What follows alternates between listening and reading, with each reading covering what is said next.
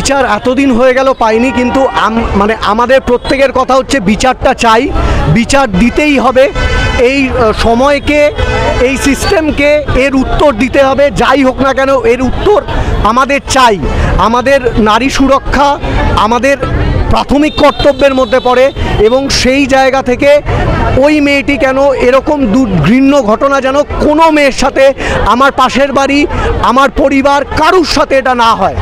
আমাদের প্রত্যেকটা লোকের একটাই শুধু দাবি, জাস্টিস ফর আরজি কর। এই ঘটনার কোনো মানে মুখে ভাষা নেই নিন্দা করার। এত ঘৃণ্য ঘটনা, এর জাস্টিস চাই, লড়াই চাই, জাস্টিস চাই। Thank you.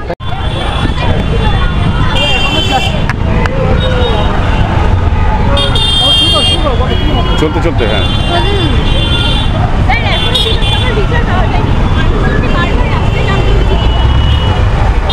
কিছু করার নেই। যতক্ষণ না সিস্টেম কোনো ডিসিশন নেবে ক্রিমিনালদেরকে, যতক্ষণ না কোনো পানিশমেন্ট দেবে আর একটা এক্সাম্পল পুট করবে যে ক্রাইম করা কত বড় পাপ, ততক্ষণ আমাদের দেশে কোনো জায়গায় কোনো কিছুরই বিচার হবে না।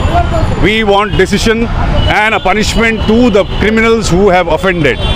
তিলোত্তমার এগেনস্টে হয়েছে, আরও বহু মেয়েদের সঙ্গে হচ্ছে, বহু লোকেদের সঙ্গে হচ্ছে। যদি এই বিচারটা এখানটা না দেওয়া হয়, এত বড় একটা আন্দোলন শুরু হয়েছে, সেই আন্দোলনটা যদি মাটিতে হয়ে যায়, তাহলে এরপরে মানুষের উশৃঙ্খলতা, ক্রিমিনালদের উশৃঙ্খলতা আরও বাড়বে। আর নিরাপত্তা আমাদের দেশের, মানে আমাদের বাড়ির মা বোনেদের নিরাপত্তা আরও বাড়বে। তো সেই জন্য একটা ডিসিশন হওয়া উচিত, আর এই ক্রিমিনালদেরকে পানিশমেন্ট অবশ্যই দেওয়া উচিত। এইটাই আমরা চাইবো, এটাই আমাদের দাবি। Thank you. কিছু আজকে বুঝতে পারছি না কি বলছো, বলো।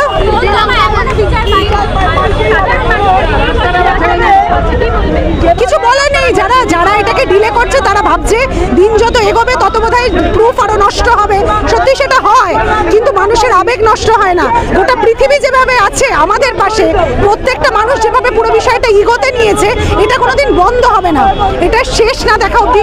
অনেকে হয়তো ঘরে বসে ভাবছেন যে এটার কোনো লাভ নেই। লাভ আছে। কেউ ভাববেন না লাভ নেই, তাহলে সেই ভাইবটাও বাতাসে থাকবে, সেটাতেও অসুবিধে। বাতাসে শুধু পজিটিভ ভাইব থাক, এটা হবে, বিচার পাবে। যতদিন না পাবে আমরা বারবার রাস্তায় নামবো, আবার রাস্তায় নামবো, বারবার নামবো। তারকা থেকে শুরু করে সবাই, তরুণ দুর্গ, সবাইকে পথে নামতে হচ্ছে, কি বলবেন?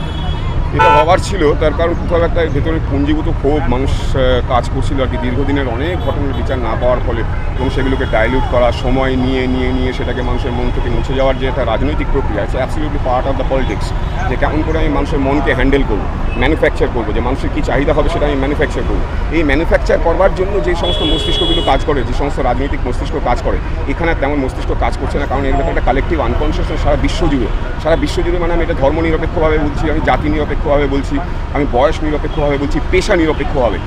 আমার মনে হয় লাস্ট বোধহয় গান্ধীজি ভারতবর্ষের সমস্ত মানুষকে এইভাবে একত্রিত করতে পেরেছিল।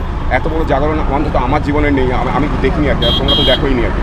সো ইটস অ্যাবসলিউটলি অ্যামেজিং একটা মানুষের উত্তরণ ঘটছে আর কি।